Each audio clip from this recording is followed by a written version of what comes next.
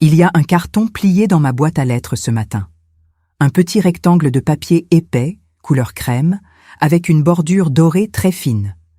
Je l'ai sorti lentement, comme on sort quelque chose qu'on reconnaît sans l'avoir encore vu.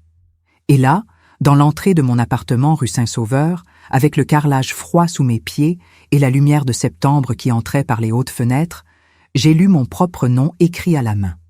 Madame Hermine Valois, mère de la fiancée. Ce carton, je l'avais choisi moi-même, 3 semaines plus tôt, chez le papetier de la rue Saint-Pierre.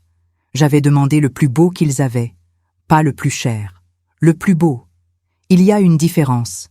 Arsène me l'avait appris. Mon mari savait que la beauté véritable ne se mesure pas en argent, mais en attention. Ce carton, donc, il était plié en 2. Quelqu'un l'avait plié.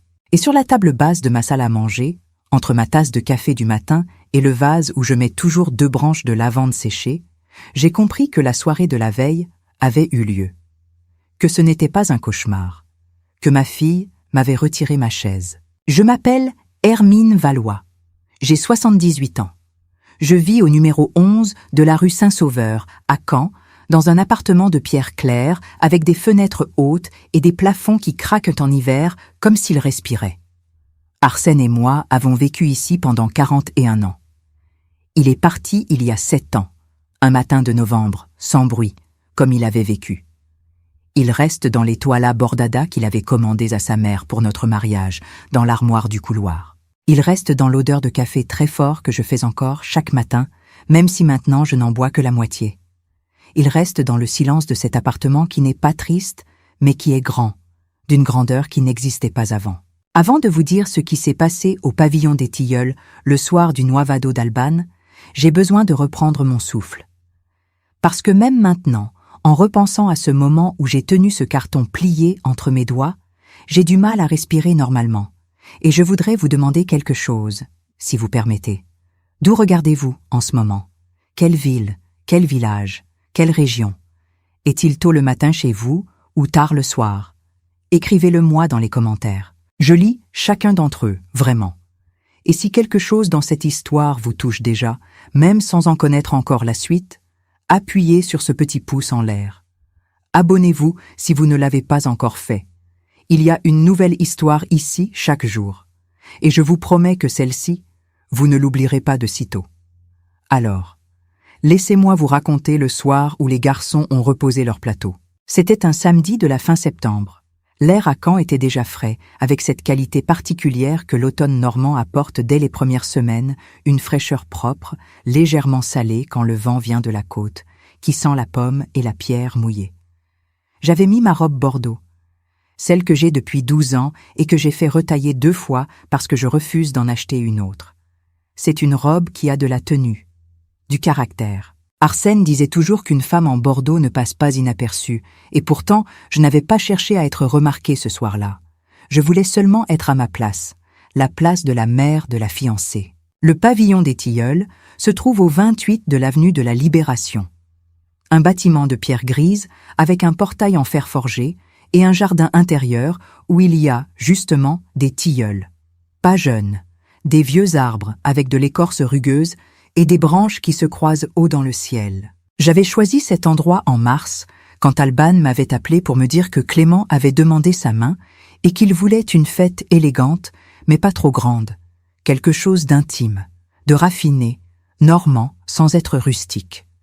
Je connaissais le pavillon des Tilleuls depuis des années. Arsène et moi y avions fêté nos 25 ans de mariage. La salle à manger est longue, avec des lustres en verre soufflés discrets, des murs de pierre apparentes, des nappes en lin blanc et une acoustique douce qui permet de parler sans élever la voix.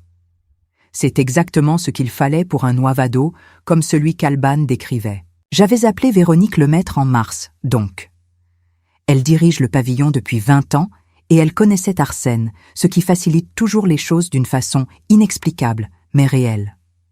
Nous avions convenu d'un menu en 4 services, avec une mise en bouche au foie de canard et pommes caramélisées, une soupe de homard breton à la crème fraîche, une côte de veau normande aux champignons et calvados, et un dessert de tarte fine aux poires avec une glace au beurre salé. Des plats d'ici, nobles sans être prétentieux. Alban voulait impressionner la famille de Clément, et notamment sa mère, Élisabeth Norroy, une femme de 73 ans qui possède un casaron à Deauville et qui, d'après Alban, était habituée au meilleur. Ce que je n'avais pas dit à Alban, c'est que j'avais payé tout cela moi-même. La réservation, les fleurs, la musique, une partie du service de table supplémentaire que Véronique avait conseillé pour une assistance de 22 personnes. J'avais vendu discrètement une petite collection de porcelaines anciennes qu'Arsène et moi avions accumulées au fil des années lors de brocantes du dimanche matin. Pas par obligation, par choix, parce que je voulais qu'Alban ait ce qu'elle méritait, et parce que je savais qu'elle n'avait pas les moyens de financer une soirée comme celle-là sans s'endetter, même si elle n'en parlait jamais. J'avais aussi demandé à Véronique de ne faire apparaître mon nom que dans le contrat interne, pas dans les communications vers Alban ou Clément. Je voulais que la soirée soit leur soirée, pas la mienne. C'était ma façon d'aimer, silencieuse, concrète. Arsène m'avait dit une fois que les gestes vrais ne cherchent pas d'applaudissements. Il avait raison. Il avait presque toujours raison. Odile Rémusat, mon amie de toujours, m'avait conseillé d'inclure une clause dans le contrat. Odile a 71 ans, elle est ancienne professeure de droit au lycée Malherbe et elle connaît ma fille depuis qu'Alban avait 8 ans. Odile a vu des choses que je n'ai pas voulu voir. Elle m'a dit, au printemps, quand je lui parlais du Noivado, « Hermine, mets ton nom sur ce contrat, pas seulement dans le dossier, dans les conditions de service. Décris exactement la configuration de la salle et la place qui t'est réservée comme titulaire de la réservation. Protège-toi. » Elle ne disait pas cela par méfiance gratuite. Elle le disait parce qu'elle avait vu Alban, lors du 60e anniversaire d'Arsène, présenter sa mère aux invités professionnels de Clément en disant « Voici ma maman. Elle habite Caen ?» sur un ton qui signifiait « Voici quelqu'un que vous n'avez pas besoin de retenir. » J'avais dit à Odile qu'elle exagérait, que c'était différent, que le Noivado changerait les choses. Je m'étais trompée. Odile, elle, ne s'était pas trompée. La clause était simple. La réservation avait été effectuée par Madame Hermine Valois, en hommage familial aux fiançailles de sa fille, avec une configuration de table principale définie préalablement et une autorisation de service conditionnée à la présence de la titulaire ou de sa représentante désignée à la place qui lui avait été réservée. Ce n'était pas une exigence de vanité, c'était une protection. Je n'en avais pas parlé à Alban parce que je pensais qu'elle ne serait jamais nécessaire. Je me souviens très bien du trajet en taxi ce samedi soir. Le chauffeur avait mis une radio qui diffusait de la variété française des années 80. Il y avait de la lumière dans les rues du centre. Des couples marchaient sur le trottoir, des familles rentraient avec des sacs de courses. La vie normale de Caen, un samedi soir. Dans le taxi, je tenais mon petit sac sur mes genoux et je pensais au discours qu'Alban voulait faire pour Clément, un discours qu'elle avait répété devant moi au téléphone la semaine précédente, tremblante d'émotion. Je pensais aux fleurs blanches et crèmes que j'avais choisies avec la fleuriste du marché du vendredi.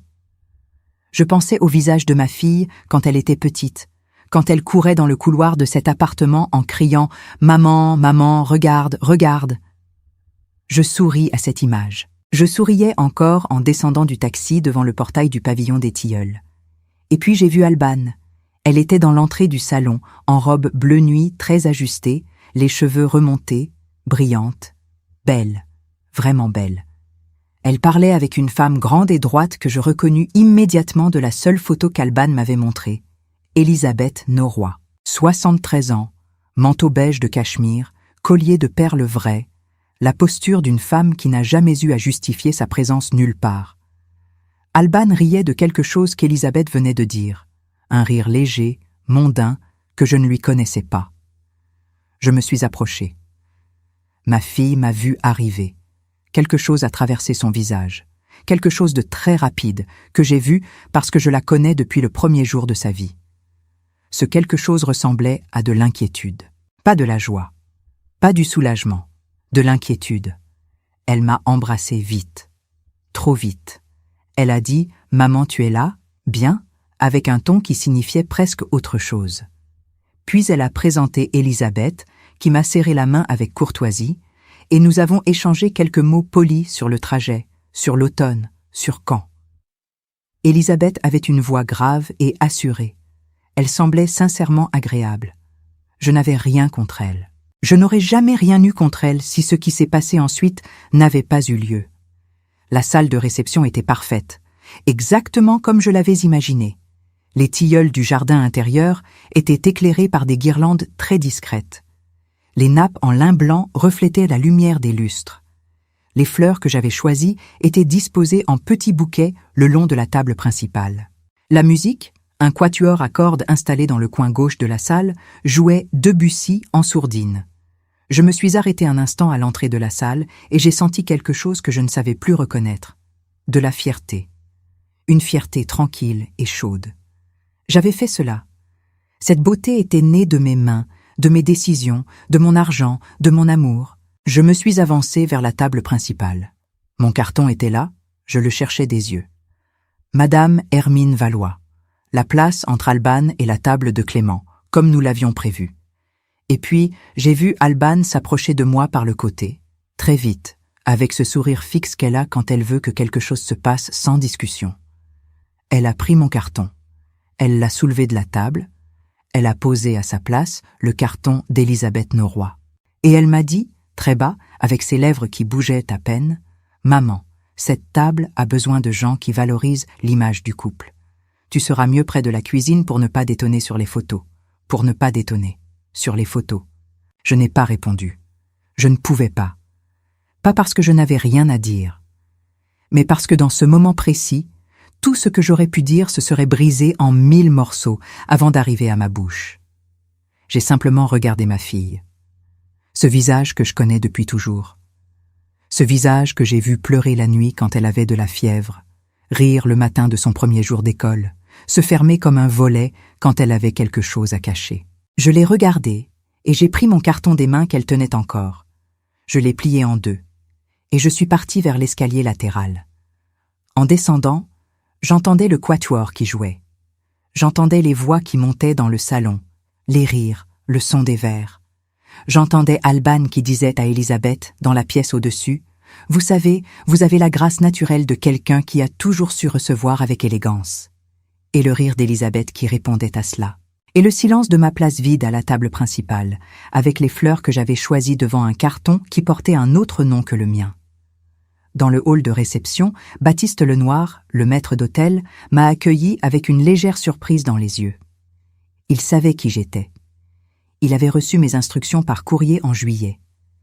Véronique Lemaître arrivait depuis le fond du couloir en ajustant sa veste. Elle a vu mon visage. Les femmes de son âge, celles qui ont passé des décennies à gérer des événements de famille, savent lire les visages comme d'autres lisent des cartes. Elle n'a pas demandé ce qui s'était passé. Elle a simplement dit « Madame Valois, qu'est-ce que vous souhaitez ?» Et j'ai fait ma demande. Une seule. Que le contrat soit exécuté exactement tel qu'il avait été signé. Véronique Lemaître a ouvert son bureau dans le couloir de service sans dire un mot de trop. C'est une femme de 58 ans avec des cheveux poivre et sel coupés courts et des mains qui ne tremblent pas. Elle a travaillé 20 ans dans cet établissement et elle a vu toutes les familles ce que Caen peut produire. Les familles qui se disputent l'héritage lors des repas de funérailles, les familles qui jouent la comédie du bonheur lors des mariages, les familles qui sourient pour les photographes et ne se reparleront plus pendant 10 ans dès que le dessert sera fini. Elle m'a installée dans la petite chaise en face de son bureau, elle a sorti un dossier beige de son tiroir et elle a posé devant moi le contrat que j'avais signé en juin. Je regardais ce document et je pensais à une chose étrange. Je pensais à Arsène, à la façon qu'il avait de signer ses papiers, lentement, avec ce stylo à plume qu'il avait reçu de son père et qu'il sortait uniquement pour les choses importantes.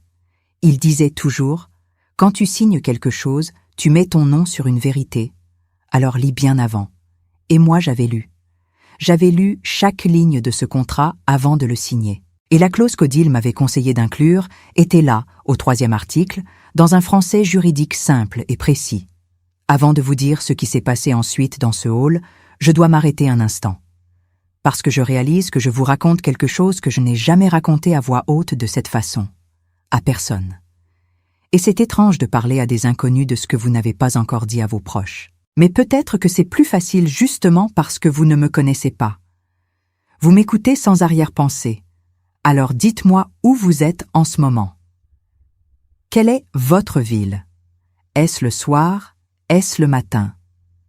Si cette histoire vous parle, si vous avez l'impression de connaître une femme comme moi ou une femme comme ma fille, laissez un commentaire. Ça peut être un seul mot. Ça peut être une phrase.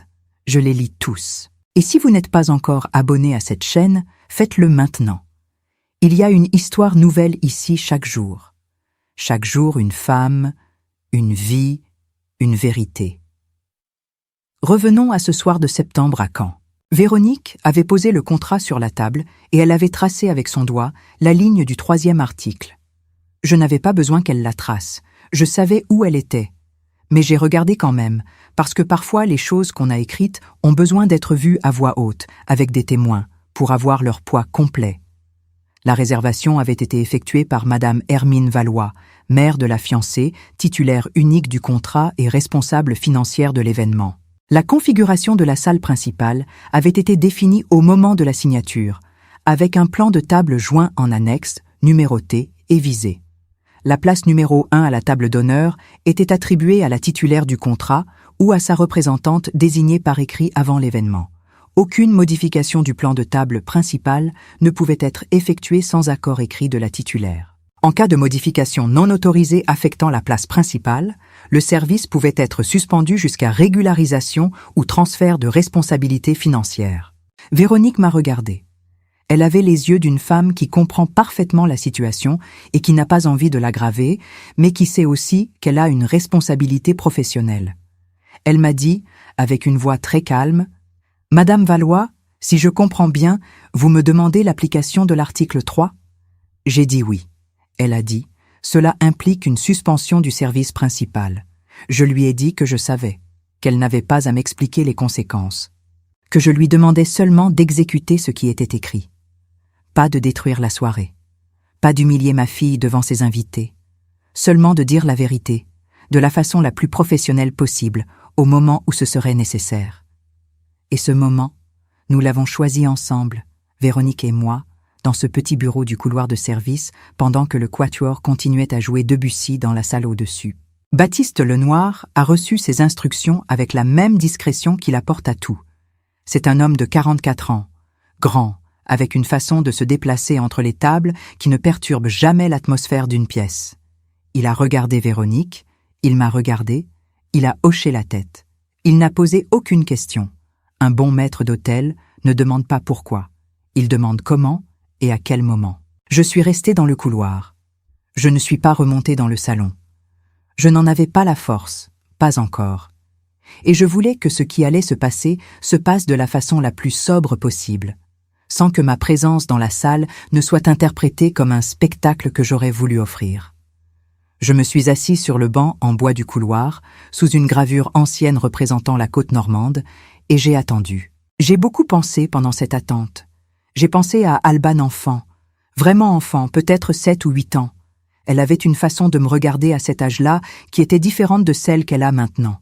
Un regard direct, sans calcul, le genre de regard qu'on perd vers l'adolescence, quand on commence à comprendre que le monde a une façon de juger les gens selon des critères qu'on n'a pas choisis. À 7 ans, Alban me regardait comme si j'étais la personne la plus compétente de l'univers. Elle me demandait pourquoi la pluie mouille, pourquoi les chats ronronnent, pourquoi son père mettait autant de temps à rentrer du travail. Et je répondais à toutes ces questions avec le sérieux qu'elles méritaient, parce qu'un enfant qui questionne mérite des réponses vraies, pas des approximations confortables. Je me suis demandé, sur ce banc, à quel moment le regard d'Alban avait changé. Ce n'est pas quelque chose qu'on remarque en temps réel. Les transformations importantes dans les relations entre mères et filles ne se produisent pas lors d'une grande scène. Elles se produisent dans les interstices, dans les silences entre deux conversations téléphoniques, dans les fêtes de famille où on réalise qu'on a été présenté différemment de la façon dont on se connaît soi-même. Je me souviens d'un repas chez Clément, 2 Noëls avant le Noivado. Alban m'avait présenté à des collègues de Clément en disant « Ma mère, elle habitait Caen depuis toujours », sur un ton qui signifiait « Elle habite là, elle n'est jamais allée ailleurs », ce qui techniquement n'était pas faux, mais qui effaçait tout ce que j'avais été. Institutrice pendant 32 ans. Présidente de l'association de lecture de quartier pendant 15 ans. Femme d'Arsène Valois, homme que tous ceux qui l'ont connu respectaient.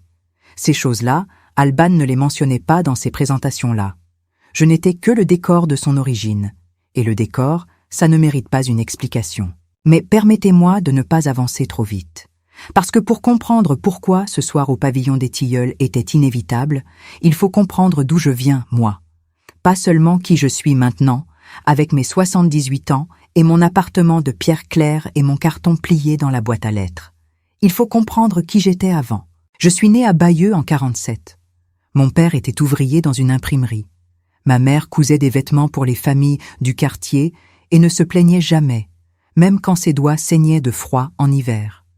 Nous n'étions pas pauvres au sens où on n'avait rien. Nous n'étions pas riches au sens où on pouvait tout. Nous étions de ces familles françaises du milieu du XXe siècle qui croyaient que le travail avait une dignité propre, que l'honnêteté était une richesse qu'on ne pouvait pas voler, et que l'éducation des enfants était la seule chose dans laquelle il ne fallait jamais faire d'économie. Ma mère n'a jamais eu de manteau de cachemire. Mais elle nous a envoyés à l'école tous les jours, avec des chemises propres, et repassées même quand le fer à repasser chauffait trop et brûlait un peu le poignet. Ces choses-là, on ne les oublie pas. J'ai rencontré Arsène à 22 ans, lors d'une fête de fin d'études à Caen. Il était technicien de maintenance industrielle, pas encore ingénieur, il le deviendrait plus tard par la force de ses lectures nocturnes et de ses cours du soir. Ce qui m'avait frappé chez lui ce soir-là, c'était sa façon d'écouter. Dans une salle pleine de jeunes gens qui voulaient tous parler plus fort que les autres pour exister, Arsène écoutait. Il regardait son interlocuteur dans les yeux. Il prenait le temps de répondre. J'avais pensé, cet homme-là va m'aimer vraiment. Et il m'a aimé vraiment. Pendant 44 ans. Nous avons eu Alban 13 mois après notre mariage. Puis Laurent, 2 ans plus tard. Laurent vit à Rennes maintenant, il a un cabinet de kinésithérapie et il appelle tous les dimanches, sans exception. C'est un fils simple et fiable, ce qui n'est pas un compliment ordinaire, mais le plus beau que je connaisse. Alban est différente. Elle a toujours été différente. Plus brillante peut-être, dans le sens des résultats de scolaire, des promotions, des objectifs atteints, mais avec une façon d'aimer qui ressemble parfois à une comptabilité. Comme si elle notait ce qu'elle devait et ce qu'on lui devait, et qu'elle équilibrait les colonnes selon des critères que je n'ai jamais totalement compris. Arsène disait « Alban aime, mais elle a peur que ça ne suffise pas. » Alors elle cherche à impressionner. Je lui répondais que ce n'était pas un défaut, que beaucoup de gens fonctionnaient ainsi. Il me regardait avec ses yeux tranquilles et disait « Non, Hermine, ce n'est pas un défaut. C'est une blessure. La différence est importante. » Il avait raison. La différence est importante. Et cette blessure que je commençais à voir chez ma fille, je la connaissais d'une façon que je n'avais jamais dite à personne. Même pas à Arsène complètement. Parce qu'il y a des choses qu'on porte seul, qu'on a portées si longtemps qu'elles font partie de votre corps comme une vieille douleur dans un genou, présente mais gérée. Quand j'avais 11 ans, lors de la communion solennelle de ma cousine Marguerite, ma tante Hélène avait présenté les enfants de la famille à ses amis une par une. Elle avait dit « Voici Marguerite, ma fille, la plus studieuse. Voici Françoise, si jolie. Voici la petite de mon frère, Hermine, elle est gentille. La petite de mon frère. Pas Hermine Valois qui lisait 2 livres par semaine et qui avait eu les meilleures notes de sa classe 2 années de suite. Juste la petite de mon frère. Gentille. Comme on dit d'un chien qu'il est gentil. Je n'avais rien dit. J'avais 11 ans. On n'avait pas de mots pour ces choses-là à 11 ans. Mais je me souviens très précisément de la sensation dans ma poitrine. Quelque chose de chaud et serré, comme une main qui comprimerait de l'intérieur. Et la décision silencieuse, que je n'ai formulée en mots que beaucoup plus tard, je ne permettrai jamais à quelqu'un de réduire ma présence à une périphrase polie. Pas pour moi, et pas pour personne que j'aime. Ce soir, au pavillon des Tilleuls, cette décision avait 67 ans. Elle n'avait pas vieilli. Dans le salon au-dessus de moi, j'entendais les conversations qui montaient en volume. Les invités étaient tous arrivés. Le cocktail prenait fin. On devait s'apprêter à passer à table. J'entendais le bruit des chaises, le mouvement des gens, la voix de Baptiste qui guidait les convives, et puis quelque chose a changé dans la musique. Le quatuor a cessé de jouer. Les voix ont diminué. Il y a eu ce silence particulier qui précède un moment important quand tout le monde retient son souffle avant le brindisi. J'ai entendu la voix de Clément, grave, chaleureuse, légèrement émue. Il disait « Je voudrais remercier les familles présentes ce soir pour… » Et puis la voix a cessé, pas brutalement. Mais les mots suivants ne sont pas venus. Parce que dans ce moment précis, Baptiste et son équipe commençaient à retirer les plateaux. En silence. Avec cette efficacité discrète et irrésistible que seuls les professionnels de grande salle maîtrisent vraiment. Les plats qu'on était sur le point de servir repartaient en cuisine. Les verres de vin restaient à moitié remplis. La musique ne reprenait pas. J'entendais les chuchotements, les questions. Qu'est-ce qui se passe? Pourquoi ils retirent les plats? Est-ce qu'il y a un problème en cuisine? Et puis les pas d'Alban dans l'escalier. Rapide, tendu, avec ce bruit particulier que font les talons hauts quand leur propriétaire est en état d'urgence. Elle est arrivée dans le hall et elle a vu Baptiste près du bureau de Véronique. Elle lui a demandé, d'une voix basse mais blanche, « Qu'est-ce que vous faites? Pourquoi vous arrêtez le service ?» Il lui a répondu, « Madame, je vous suggère de parler avec Madame le maître. » Véronique était derrière son bureau. Elle m'avait demandé si je voulais rester ou m'éloigner pour ce moment. J'avais dit que je resterais. Pas pour me satisfaire d'une victoire, mais parce que les vérités qui se disent dans les coins obscurs ne changent rien. Les vérités qui changent quelque chose se disent dans la lumière, avec tout le monde présent. Alban a ouvert la porte du bureau. Elle m'a vu. Quelque chose dans son visage a changé de couleur. Pas de rouge à blanc, comme la colère. De beige à gris, comme la conscience subite d'un calcul qui échoue. Véronique a posé le dossier sur le bureau. Elle a ouvert la chemise cartonnée. Elle a dit « Madame Valois-Norroy, voici le contrat de réservation signé pour cet événement. Le nom de la titulaire est Madame Hermine Valois. Voici les justificatifs de paiement. Et voici l'annexe du plan de table avec la configuration approuvée. La place numéro 1 est attribuée à la titulaire. » Alban a regardé les documents. Elle a regardé ma signature. Elle a regardé les montants. Et j'ai vu, pour la première fois depuis des années peut-être, le visage sans masque de ma fille. Pas la femme brillante et organisée qui gérait des réunions professionnelles avec efficacité. Pas la fiancée souriante qui présentait Elisabeth Norroy comme sa nouvelle famille de cœur. La petite fille de 46 ans qui avait fait quelque chose de mal et qu'il savait. Elle m'a dit « Maman, pas ici, pas ce soir, je t'en supplie. » Et j'ai répondu, avec la voix la plus calme dont je disposais, « Ce n'est pas moi qui ai choisi l'heure et l'endroit, Alban. C'est toi qui as retiré ma chaise devant tout le monde. Je n'ai demandé que l'application de ce qui était écrit. » Elisabeth Norroy avait suivi dans l'escalier, un peu derrière Clément. Elle s'était arrêtée à l'entrée du couloir. Elle entendait. Elle regardait le bureau, le dossier ouvert, ma fille qui tenait le contrat dans ses mains. Et j'ai vu, sur son visage à elle, quelque chose que je n'avais pas prévu.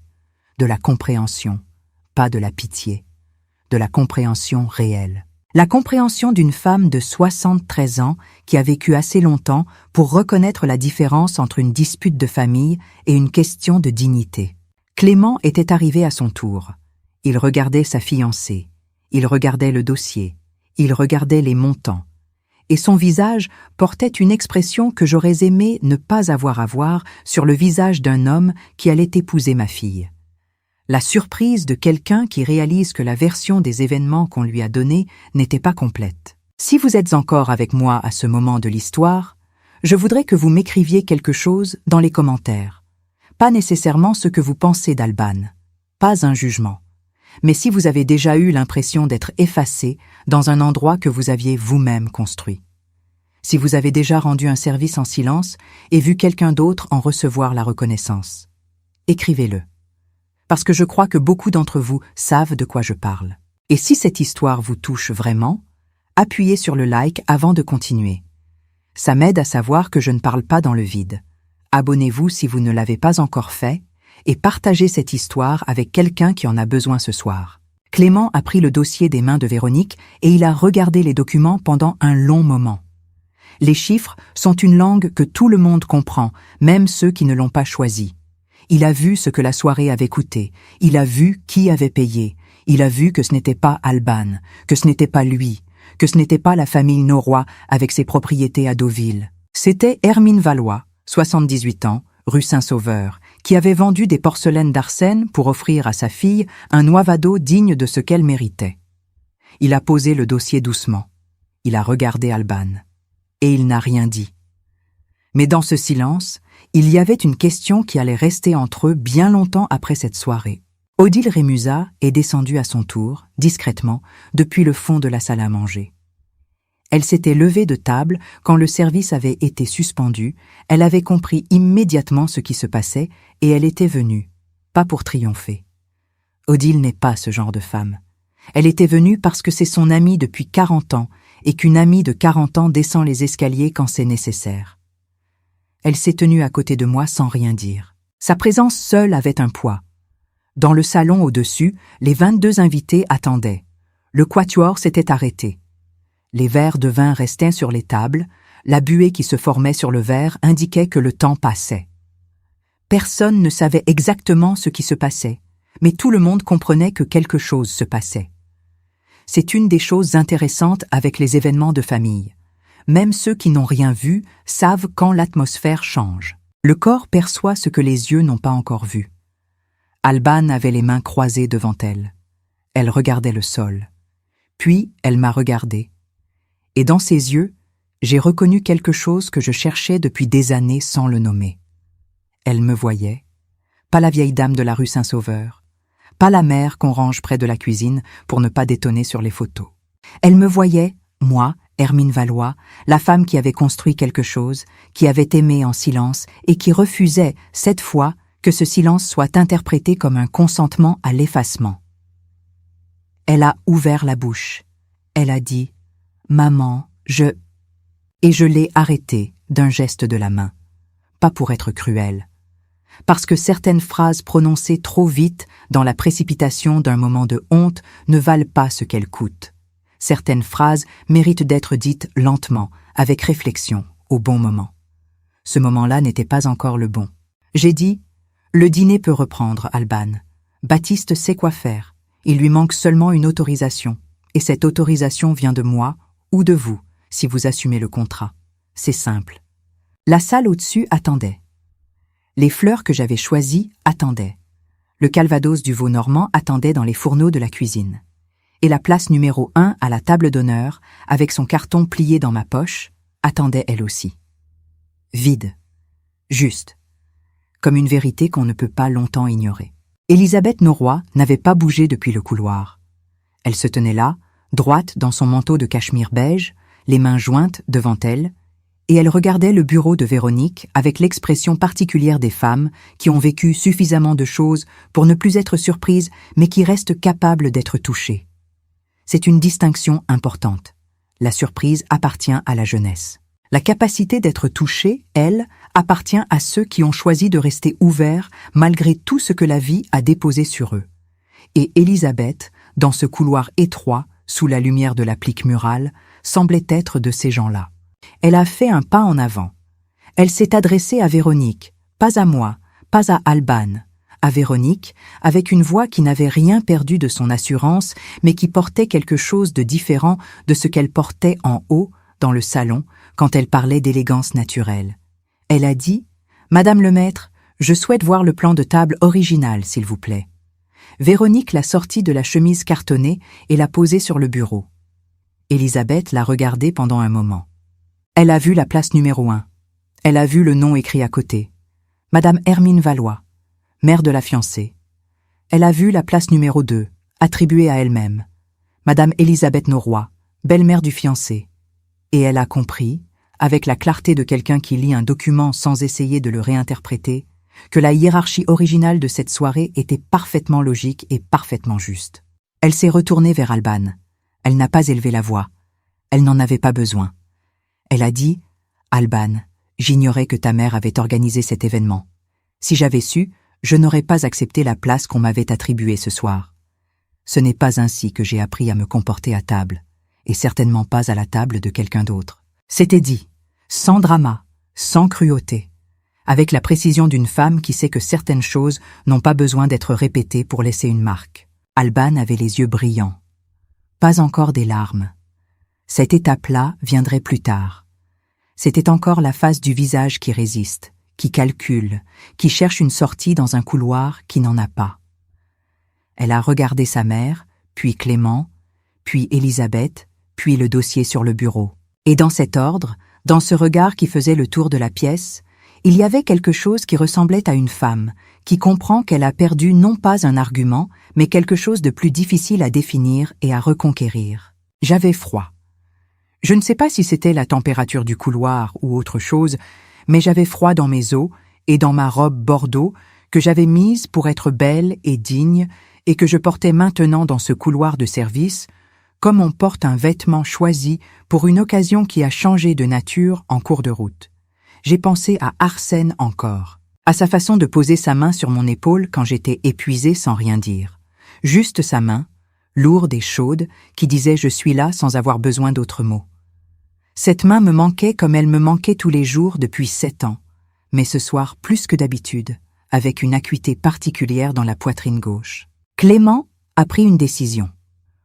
On voit, chez certains hommes, le moment où ils décident. Pas le moment où ils savent ce qu'il faut faire, ça c'est souvent avant, mais le moment où ils décident réellement de le faire, d'assumer la conséquence, de ne pas chercher la sortie latérale. Ce moment-là s'est passé sur le visage de Clément comme un changement de lumière.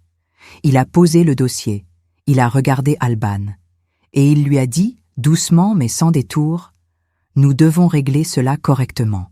Remonte au salon. J'arrive dans 2 minutes. » Alban a regardé son fiancé. Elle a voulu dire quelque chose.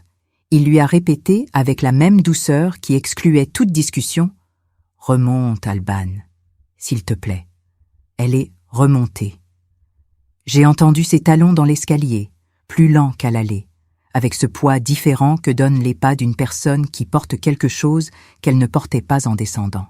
Clément s'est tourné vers moi.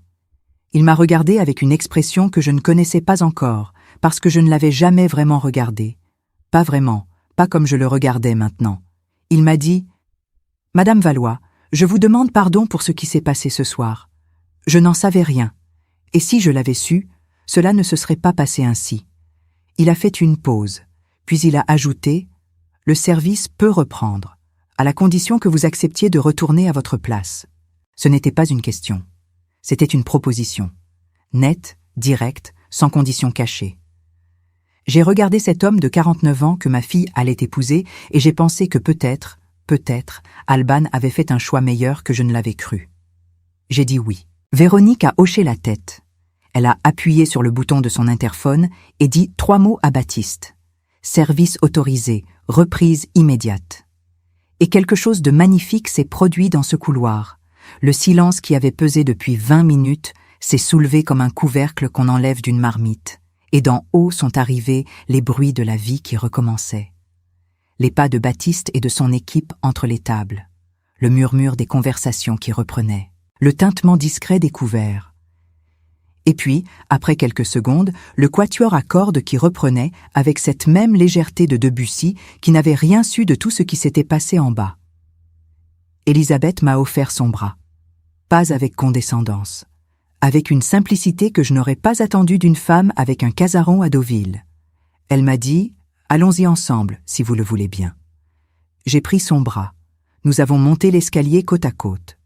Je ne décrirai pas avec trop de précision ce qui s'est passé quand je suis entrée dans la salle de réception. Ce n'est pas par pudeur.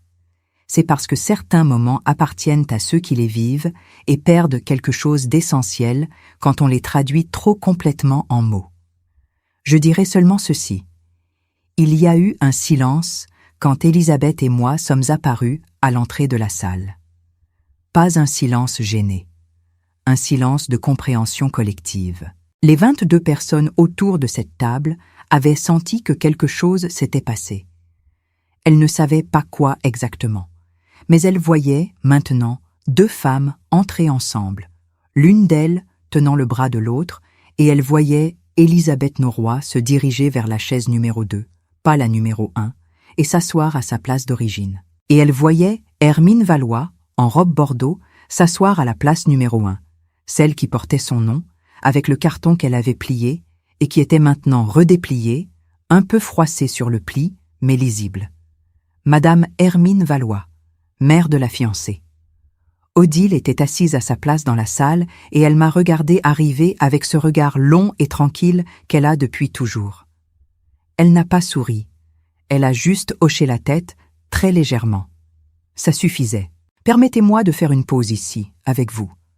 Parce que je sais que certains d'entre vous écoutent peut-être cette histoire dans une situation qui n'est pas simple. Peut-être que vous avez donné à quelqu'un que vous aimiez quelque chose d'important, du temps, de l'argent, de l'énergie, de la discrétion, et que cette personne a utilisé ce que vous avez donné sans vous en attribuer le mérite.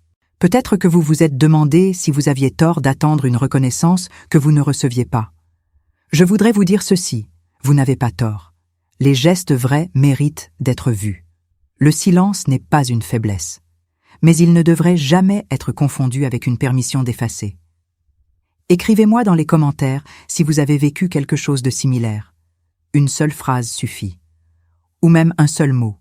Je lis tout. Et appuyez sur ce like si vous pensez que cette histoire mérite d'être entendue par quelqu'un d'autre. Il y a une nouvelle histoire ici chaque jour. Chaque jour, une femme, une vie, une vérité qui ne demande qu'à être dite. Le dîner a repris. Les mises en bouche sont arrivées, le foie de canard avec sa pomme caramélisée, sur des assiettes rondes de porcelaine blanche. Baptiste servait avec cette fluidité silencieuse qui est sa marque. Les conversations ont repris progressivement, doucement, avec la prudence de gens qui ont senti quelque chose d'important, mais qui ne savent pas encore s'ils peuvent en parler ou s'il vaut mieux laisser le temps faire son travail. C'est une sagesse collective, ça, dans les repas de famille français. On mange. On laisse les choses se déposer. On verra après. Alban était à ma droite. Elle ne m'avait pas regardée depuis que j'étais assise. Elle parlait à Clément à voix très basse, ce genre de chuchotement intense qu'on reconnaît entre deux personnes qui ont quelque chose de non résolu entre elles et qui ne peuvent pas le résoudre maintenant parce que 20 autres personnes les observent sans avoir l'air d'observer. Je ne cherchais pas à entendre ce qu'ils se disaient. Ce n'était pas mon rôle, pas dans ce moment-là. J'ai mangé ma mise en bouche et j'ai trouvé qu'elle était excellente. La cuisine normande a ceci de particulier qu'elle ne cherche pas à vous étonner. Elle cherche à vous nourrir vraiment. Il y a une honnêteté dans le calvados et dans la crème fraîche et dans les pommes de la région qui ne ment pas. On mange des plats d'ici et on sait où on est. On sait d'où on vient. C'est une forme d'ancrage que j'apprécie d'autant plus avec les années. Les saveurs qui vous disent la vérité. La soupe de homard est arrivée ensuite. Le parfum dans la salle était extraordinaire. Cette odeur de mer et de crème chaude qui monte dans l'air et qui rappelle les dimanches à Courseulles-sur-Mer quand Arsène et moi emmenions les enfants sur la plage et qu'on rentrait avec des joues rouges de vent et qu'on mangeait ce que la mer avait à offrir. Alban enfant adorait le homard. Elle trouvait ça chic. Elle avait 7 ans et elle disait que le homard c'était pour les grandes occasions. Je souriais à ce souvenir en tenant ma cuillère et en sentant le parfum de la soupe, et je me suis dit que certaines choses dans une vie forment un cercle. On commence quelque part et on revient au même endroit avec des années de plus sur les épaules et une compréhension différente du chemin parcouru. À ma gauche était assis un homme que j'apprendrai s'appeler Michel, le frère de Clément, 45 ans, géomètre à Lisieux, père de 3 enfants et visiblement soulagé que la soirée ait repris son cours normal. Il m'a dit, entre la soupe et le plat principal, avec la franchise directe des Normands qui ne tournent pas autour des choses, vous avez bien fait. Ma belle-mère aurait fait pareil. Il parlait d'Élisabeth, sa propre mère. J'ai dit que je n'avais pas cherché à faire quelque chose. J'avais seulement demandé que ce qui était vrai soit reconnu comme vrai. Il m'a regardé un instant et il a dit « C'est ce que j'ai dit. Vous avez bien fait. » L'air entre Alban et moi était encore tendu, mais d'une tension différente de celle du couloir. Plus fine, comme ces fils de toile d'araignée qu'on ne voit pas jusqu'à ce qu'on les touche.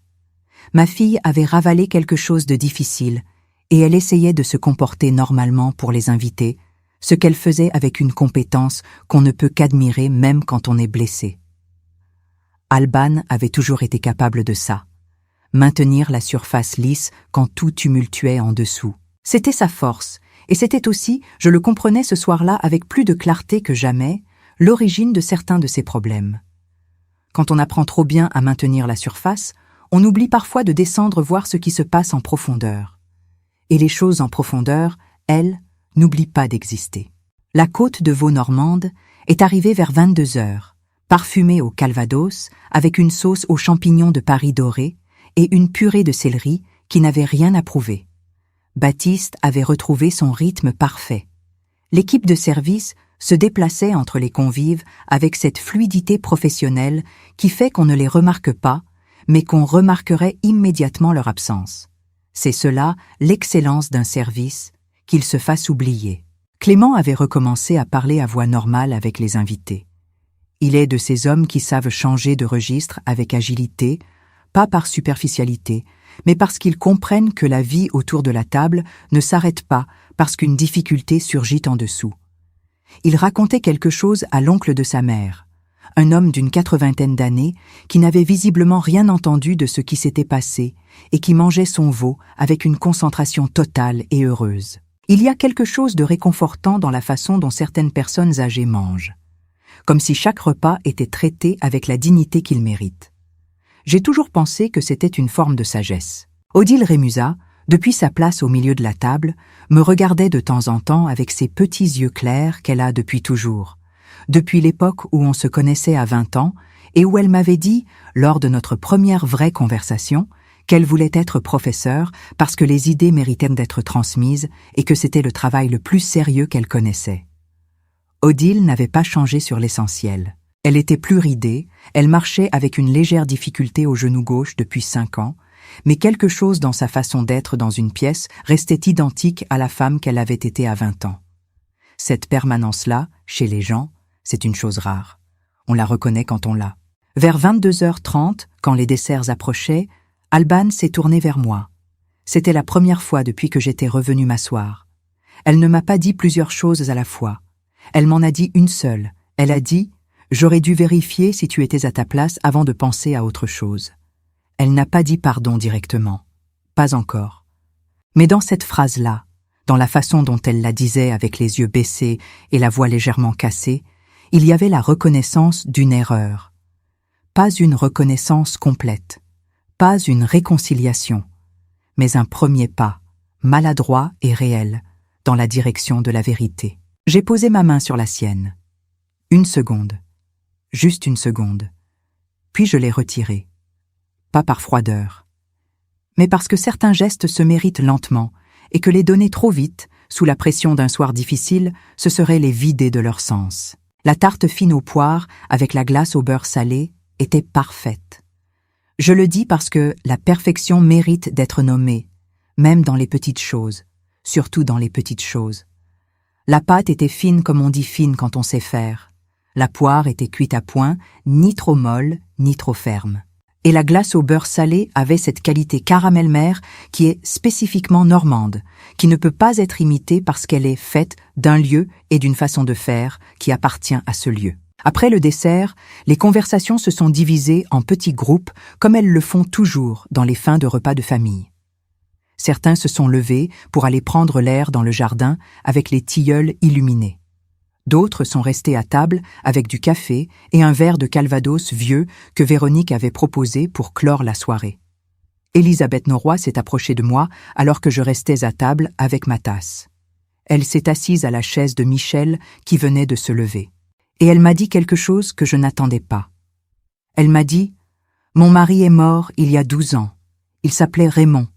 Il n'était pas un homme facile, mais il m'aimait comme on aime quand on décide de le faire vraiment. Je comprends ce que vous avez porté ce soir, et je comprends pourquoi vous l'avez porté de cette façon-là. » Elle a marqué un temps. Puis elle a ajouté « Votre fille va avoir besoin de temps pour comprendre ce qu'elle a fait ce soir. Donnez-lui ce temps, mais ne lui donnez pas davantage que ce que vous avez à donner. » C'était dit avec une précision et une bienveillance qui m'ont surprise. Cette femme que je ne connaissais pas 3 heures plus tôt, qui était arrivée à ce dîner en croyant qu'Alban avait organisé tout cela seul, qui s'était retrouvée assise à une place qui n'était pas la sienne sans le savoir, m'offrait maintenant un conseil avec la simplicité de quelqu'un qui partage quelque chose de sa propre expérience. Je lui ai dit merci. Elle a hoché la tête. Elle s'est relevée et elle est allée rejoindre son fils dans le jardin. La soirée s'est terminée vers minuit. Les invités sont partis progressivement, avec les accolades et les au revoir normaux de ces occasions-là. Certains me serrèrent la main en passant avec un sourire qui disait autre chose que bonsoir. Odile m'a embrassé en dernier. Elle m'a dit dans l'oreille « Arsène serait content ». Puis elle est partie dans la nuit de Caen avec son manteau vert et ses talons plats. Je suis restée quelques minutes dans le jardin du pavillon, sous les tilleuls illuminés, avec le froid de la fin septembre sur les épaules. Véronique m'a apporté mon manteau. Baptiste éteignait les guirlandes une par une. La salle se vidait de sa lumière progressivement, comme une journée qui finit. J'avais le carton dans ma poche. Mon carton, redéplié, froissé sur le pli central. Madame Hermine Valois, mère de la fiancée. Je l'ai sorti et je l'ai tenu dans la lumière qui restait. Il portait les marques de la soirée entière sur ce seul rectangle de papier crème à bordure dorée. Quelqu'un l'avait plié, quelqu'un d'autre l'avait déplié, quelqu'un d'autre encore l'avait redressé sur la table où il lui appartenait. Avant de vous emmener vers ce qui s'est passé dans les jours qui ont suivi, j'ai besoin de vous poser une question. Avez-vous dans votre vie quelqu'un qui fait les choses en silence pour que les autres brillent? Un parent, un ami, un collègue. Quelqu'un qui paie ce qu'on ne voit pas, qui organise ce qu'on prend pour acquis, qui construit ce sur quoi les autres posent leur nom? Si vous avez cette personne dans votre vie, je vous demande de penser à elle en ce moment. Juste une seconde. Et si vous voulez lui dire quelque chose dans les commentaires, faites-le. Cette chaîne est aussi un endroit pour ça. Pour les choses qu'on ne dit pas assez souvent. Abonnez-vous si vous ne l'avez pas encore fait. Partagez cette histoire avec quelqu'un qui a besoin de l'entendre ce soir. Et continuez à regarder parce que ce que je vais vous dire maintenant va changer la façon dont vous comprenez tout ce qui s'est passé ce soir-là. Dans le taxi du retour, j'avais les mains croisées sur mes genoux et je regardais les rues de Caen passer derrière la vitre. La ville était calme à cette heure. Les rues du centre, la rue Saint-Pierre, la rue de Geôle, l'abbaye aux hommes dans sa lumière de nuit, tout cela existait là comme il existait depuis avant ma naissance et comme il existerait après ma mort. Cette permanence-là, des pierres de Caen dans la nuit normande, m'a apaisée d'une façon que je n'aurais pas pu prévoir en partant pour ce dîner. On croit parfois que les grandes émotions réclament de grands décors. Mais les choses les plus importantes se passent souvent dans les endroits les plus ordinaires. Dans un couloir de service, entre une femme de 78 ans et le contrat qu'elle avait signé en juin pour protéger ce qu'elle aimait. Arrivée rue Saint-Sauveur, j'ai monté les 2 étages lentement. Le carrelage de l'entrée était froid sous mes semelles. J'ai allumé la lampe de la salle à manger, pas le plafonnier, juste la petite lampe de la table basse avec son abat-jour crème. J'ai mis la bouilloire à chauffer. Et assis à ma table, dans le silence de mon appartement que j'aime et qui me manque quand je ne l'ai pas, j'ai sorti le carton de ma poche et je l'ai posé à plat devant moi. Je suis restée longtemps à le regarder. Et puis j'ai fait quelque chose que je n'avais pas prévu. J'ai pleuré. Pas comme on pleure d'humiliation. Comme on pleure quand quelque chose de longtemps retenu se libère enfin. Ces larmes-là ont un goût différent. Moins amer. Plus propre. Comme une eau qui a attendu sa saison. Le lendemain matin, il y avait de la brume sur Caen. Une brume basse et blanche qui couvrait les toits et rendait la ville à la fois très proche et très lointaine. J'ai ouvert mes volets à 7 heures, comme toujours, et j'ai regardé la rue Saint-Sauveur qui brillait humide dans la lumière douce du matin. Les pavés, les façades de pierre, le boulanger en face qui arrive avant 6 heures et dont on voit la lumière jaune derrière la vitre avant même que la ville se réveille. J'ai fait mon café très fort dans la cafetière italienne d'Arsène, celle qu'il avait achetée à Marseille lors d'un voyage professionnel et qu'il avait rapportée comme si c'était un trésor, parce que pour lui, une bonne cafetière était un trésor. J'ai bu mon café à moitié, comme d'habitude. J'ai mangé une tartine de beurre demi-sel avec de la confiture de Mirabelle, et j'ai attendu. Je savais qu'Alban appellerait. Je ne savais pas quand. Pas tout de suite, certainement. Alban ne fait jamais les choses tout de suite quand elles sont difficiles. Elle a besoin de temps pour descendre de la surface vers le fond, de prendre la mesure réelle de ce qu'elle a fait ou dit, d'organiser ses mots. Ce temps-là, je le lui accordais. Je n'avais pas l'intention de l'appeler moi-même. Pas parce que j'étais en colère dans un sens qui réclamait des excuses immédiates, mais parce que certaines conversations ne peuvent pas commencer avant que toutes les parties soient prêtes à les avoir vraiment, pas à moitié, pas dans la précipitation d'un malaise qui cherche à se soulager. Le téléphone a sonné à 10h45. C'était Alban. Sa voix était différente de la voix qu'elle avait dans les dîners ou dans les réunions professionnelles. Cette voix-là était plus petite, pas dans le mauvais sens, mais dans le sens d'une voix qui a retiré tout ce qu'elle portait habituellement pour se montrer sans ça. Elle m'a dit « Bonjour, maman ». J'ai dit « Bonjour, Alban ». Il y a eu un silence. Elle a dit « Est-ce que je peux venir ?» J'ai dit « Oui ». Elle est arrivée à 11h30. Avec un sac en papier de la boulangerie du coin et une façon de sonner à la porte qui était différente de sa façon habituelle de sonner, pas 3 coups rapides et impatients, mais 2 coups discrets comme on frappe, quand on sait qu'on n'est pas sûr d'être reçu, même si on a dit qu'on pouvait venir. J'ai ouvert. Elle avait les yeux qui portèrent la nuit, pas maquillée, ce qui est rare chez elle. Elle avait mis un jean et un pull beige, des vêtements qu'elle aurait portés à 18 ans dans cet appartement. Je me suis demandé si c'était conscient ou non. Avec Alban, on ne sait jamais exactement ce qui est calculé et ce qui est instinctif. Elle est comme ça depuis toujours. Je l'ai fait entrer. Elle a posé le sac en papier sur la table de la cuisine, des pains au chocolat. Elle sait depuis toujours que c'est ma faiblesse du dimanche. Elle a toujours su ce que j'aimais. Elle n'a pas toujours choisi de s'en souvenir. Mais elle savait. Nous nous sommes assis face à face à la table de cuisine, avec nos tasses de café que j'avais refait et les pains au chocolat encore chauds. Et pendant un moment, personne n'a parlé. Ce n'était pas un silence tendu. C'était un silence de préparation, comme avant une chose importante qu'on doit faire et pour laquelle on prend une dernière respiration. C'est Alban qui a parlé la première. Elle a dit « J'avais peur que tu fasses une mauvaise impression ». Sa voix n'avait pas d'accusation dedans. Elle avait quelque chose de pire que l'accusation. Elle avait la vérité nue. Cette honte-là, que certains enfants portent parfois de leur origine, de la façon dont leurs parents s'habillent, de la façon dont ils parlent, de ce qu'ils font ou n'ont pas fait, cette honte-là est une des choses les plus douloureuses à entendre dans la bouche d'un enfant qu'on a aimé du premier souffle. Parce que ce n'est pas la honte qui fait mal. C'est la compréhension soudaine qu'on a, en entendant ça, de tout ce que l'enfant a porté sans le dire. Elle a continué. Elle m'a dit que depuis qu'elle était avec Clément, depuis qu'elle avait commencé à fréquenter la famille Noroy, elle avait eu l'impression d'être dans 2 mondes différents.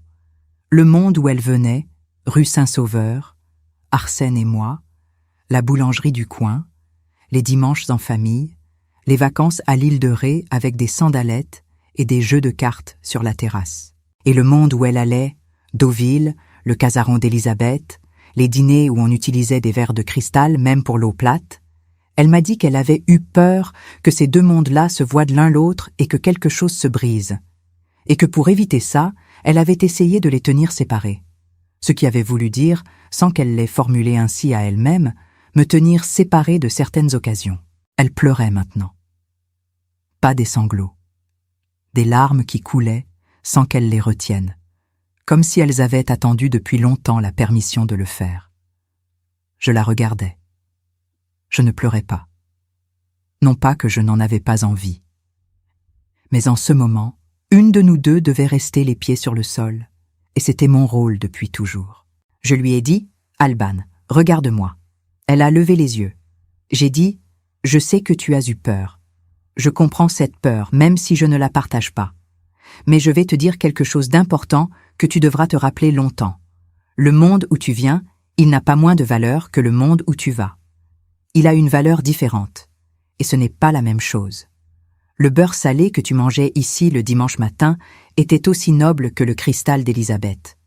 Il était différent. Et cette différence, elle ne te rabaisse pas. Elle te donne une profondeur que tu ne mesures pas encore. Elle a essuyé ses larmes avec la manche de son pull.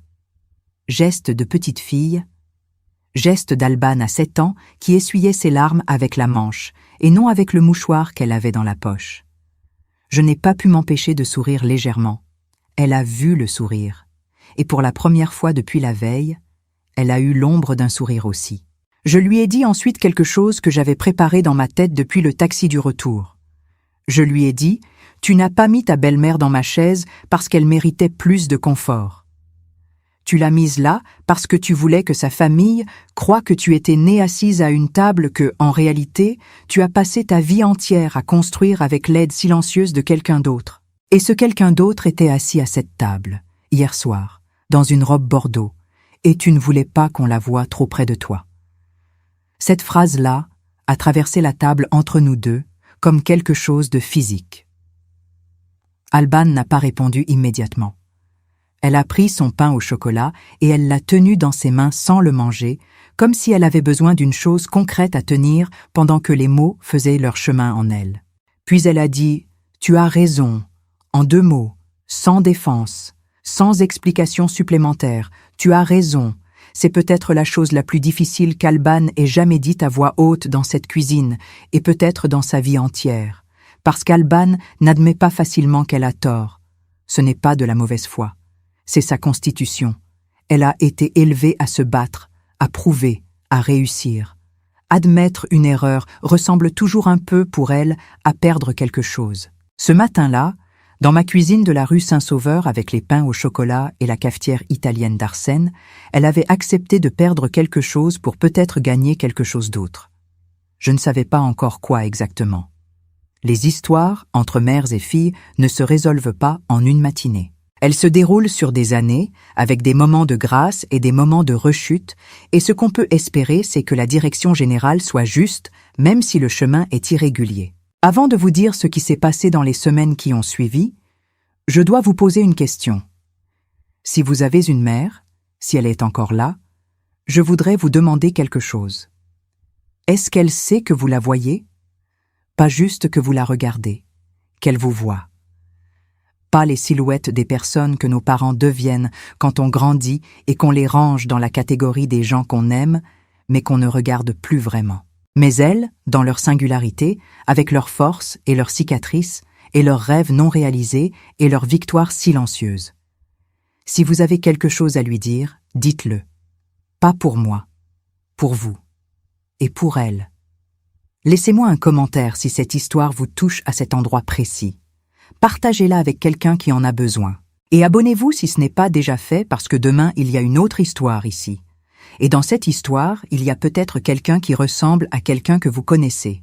Dans les semaines qui ont suivi le Noivado, les choses n'ont pas été simples. Les choses vraies ne le sont jamais.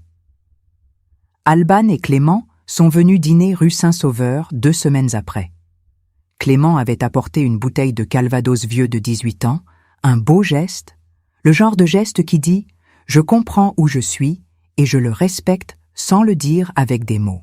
Nous avons mangé une poule au pot qu'Arsène adorait et dont je gardais la recette dans un carnet avec sa couverture marbrée vert et noir, sa recette à lui, transmise par sa mère à lui, une femme du Calvados qui savait mettre le temps dans la cuisine et dont les plats avaient toujours le goût du dimanche. La conversation avait été normale en surface et attentive en profondeur. Ces dîners-là, où tout le monde est conscient que quelque chose a changé et qu'on n'est pas encore sûr de la nouvelle configuration, ont une texture particulière. On parle de choses ordinaires avec une précision un peu trop grande, comme si les mots ordinaires portaient un poids supplémentaire ce soir-là. On parle du travail, du quartier, de la météo qui avait changé brutalement. Clément avait demandé des nouvelles d'Odile, ce que j'avais trouvé touchant. Il se souvenait qu'elle était là. Il avait demandé comment elle allait. J'avais dit qu'elle allait bien, qu'elle continuait ses lectures du vendredi soir avec les femmes du quartier, qu'elle se plaignait de son genou, mais qu'elle refusait toujours de voir le médecin. Clément avait souri. Il avait dit qu'il aimerait la connaître mieux. J'avais dit que ça s'arrangerait. Elisabeth Norroy m'avait appelé 3 jours après la soirée. Pas pour parler du Noivado. Pour me demander si je connaissais un bon poissonnier à Caen. Sa façon à elle de dire que la soirée était derrière nous et qu'on pouvait commencer autrement. J'avais ri. Elle avait ri aussi.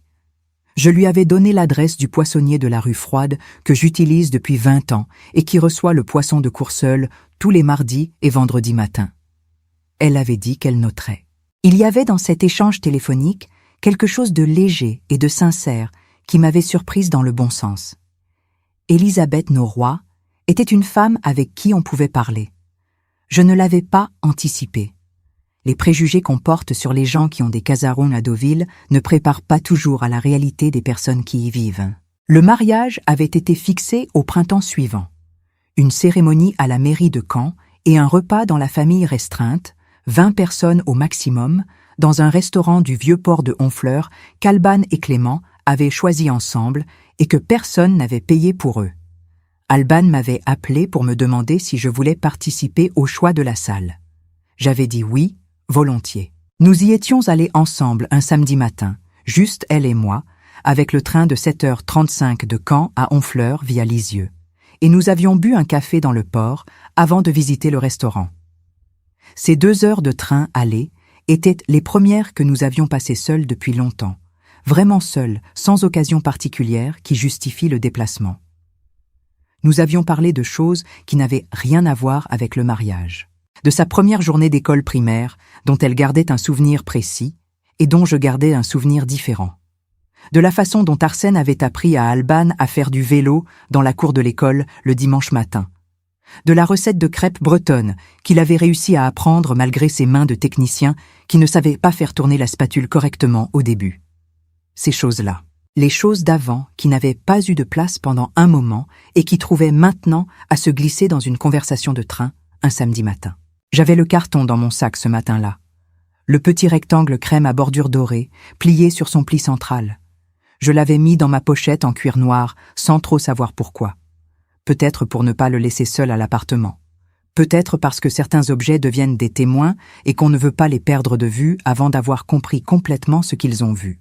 Dans le train, Alban avait regardé par la fenêtre le paysage normand qui défilait. Les champs encore verts de l'automne tardif, les haies épaisses, les fermes avec leurs toits d'ardoise mouillés.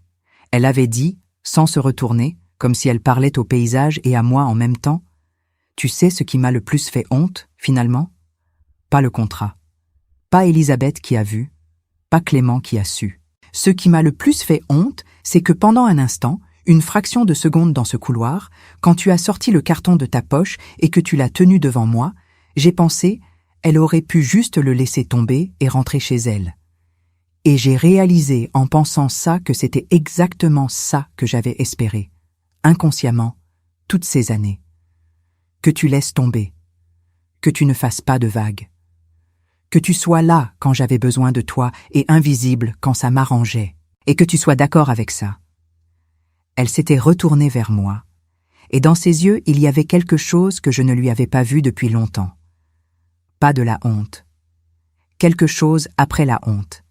Quelque chose qui ressemble à la lumière qu'on voit au fond d'un couloir quand on ouvre la porte du bout. J'avais pris son visage dans mes 2 mains, 1 seconde, comme on fait avec les enfants et qu'on ne sait pas toujours faire avec les adultes qu'ils deviennent. Et j'avais dit, tu n'avais pas besoin que je laisse tomber. Tu avais besoin que je reste debout. C'est différent. Elle avait fermé les yeux. Pas longtemps. Juste le temps de quelque chose. Et puis le train avait ralenti pour entrer en gare de Lisieux et nous avions ramassé nos sacs. À Honfleur, le vent du port était vif et salé. Les bateaux de plaisance se balançaient doucement à leurs amarres. Nous avions bu notre café dans un café sur le vieux bassin, avec vue sur les maisons à colombages qui bordent le port et qui ont l'air d'avoir toujours été là et d'avoir vu tout ce que Honfleur a à voir depuis des siècles. Il y a des endroits en France qui ont cette qualité de permanence tranquille qui vous met à votre place dans le bon sens. Pas pour vous diminuer, pour vous rappeler que vous faites partie d'une histoire plus longue que vous et que cette appartenance-là est une richesse. Le restaurant s'appelait La Maison du Quai, une grande salle avec des poutres apparentes et des fenêtres qui donnaient directement sur le bassin. La propriétaire, une femme d'une 60aine d'années avec des mains de cuisinière, nous avait fait visiter les salles disponibles. Alban regardait tout avec cette attention organisée qu'elle a pour les détails pratiques. Elle posait des questions sur la capacité, le service, les menus. Et puis à un moment, elle s'est retournée vers moi et elle m'a demandé « Tu en penses quoi, toi ?» Pas en tant que convié, en tant que personne qui organise. Quelle table tu choisirais? Ce n'était peut-être qu'une question pratique. Mais c'était aussi autre chose. C'était ma fille qui me demandait de regarder avec elle au lieu de mettre ma vue de côté. J'avais désigné la table ronde près de la fenêtre du fond, celle qui donnait le meilleur angle sur le bassin et qui pouvait accueillir 20 personnes sans qu'on se tourne le dos. Elle avait hoché la tête. Elle avait dit à la propriétaire « On prend celle-là ». Le carton de ma poche est resté dans ma poche tout ce samedi-là. Mais en rentrant dans le train du soir, avec le soleil normand qui descendait sur les collines à l'ouest et qui teintait le ciel d'un orange léger et propre, j'ai pensé que peut-être, juste peut-être, certains objets ne sont pas faits pour rester pliés. Le printemps est arrivé à Caen comme il arrive toujours, sans demander la permission, en glissant entre les pierres grises et les toits d'ardoise, avec une façon d'éclaircir les rues qui ressemble à une promesse tenue après un long hiver. Les tilleuls de l'avenue de la Libération avaient leurs premières feuilles, d'un vert encore tendre et presque translucide dans la lumière du matin. Les marchés du vendredi débordaient à nouveau de fraises de la région, de radis roses, de fromages de ferme qui sentèrent la terre et le lait frais. La ville respirait différemment au printemps. Moi aussi. Il s'était passé 7 mois depuis le Noivado au pavillon des Tilleuls. 7 mois qui avaient eu la texture particulière des périodes de reconstruction, ni linéaires ni simples, avec des jours où tout semblait aller vers quelque chose de meilleur et d'autres jours où le poids de ce qui avait été dit et fait pesait encore dans la poitrine avec la lourdeur d'une vieille pierre. Les reconstructions vraies sont toujours ainsi. Elles ne ressemblent pas à ce qu'on voit dans les films, cette progression lisse et continue vers la lumière. Elles ressemblent plutôt à ce que j'appelle la marche en terrain irrégulier. On avance, on recule d'un pas, on avance de 2, on trébuche sur quelque chose qu'on croyait avoir passé, on se relève, on continue. Ce n'est pas élégant, mais c'est réel. Et le réel a une solidité que l'élégant de façade n'aura jamais. Ce matin de mai, j'avais ouvert mes volets à 7 heures, comme toujours, et la lumière avait une qualité particulière, cette lumière de printemps normand qui n'est pas la lumière dorée du sud, mais quelque chose de plus discret et de plus juste.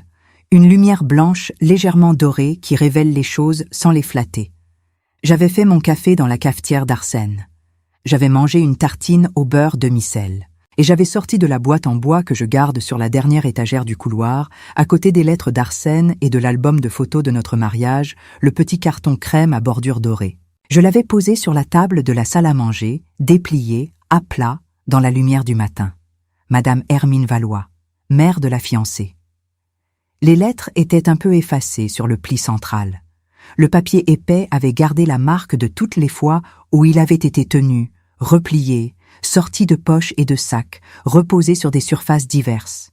Il portait la soirée entière sur lui comme un objet peut porter une histoire sans la raconter, simplement en existant avec les traces de ce qu'il a traversé. J'avais pensé à Arsène, à sa façon de dire qu'un objet ordinaire devient précieux, non pas parce qu'il coûte cher, mais parce qu'il a assisté à quelque chose d'important. Ce carton de papetier du centre de Caen, acheté pour quelques centimes dans une boutique de la rue Saint-Pierre, était devenu quelque chose. Je ne savais pas encore exactement quoi.